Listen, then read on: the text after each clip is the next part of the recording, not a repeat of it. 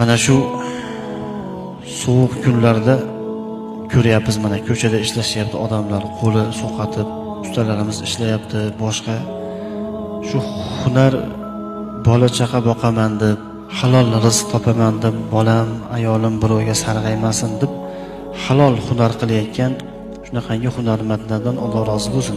Ajr mukofotlarni Xudo va'da qilgan bu insonga. Halol mehnat qilib ko'chada sovqatib, mana erkaklarimiz, oila boshliqlarimiz Xudo rozi bo'lsin hammadan. Ko'chada sovqatib, qo'li sovqatib, tellab, qiynalib, halol mehnat qilib uyga kelib qulagan banda uyqusi ibodat bo'ladi dedilar alayhisolatu vasallam. Payg'ambarimiz aytadilar, uyqusi ibodat bo'ladi. Va har bitta olayotgan nafasi tasbih, istig'for bo'ladi.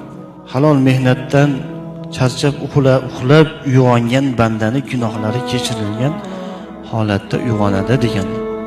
Shuning uchun shu mana sovuq kunlarda ham ishlab yurishibdi ba'zi insonlar ko'chalarda. Xudo rozi bo'lsin hammalaridan. Mana shu hadisda aytilgan darajatlar iloyim nasib qilsin.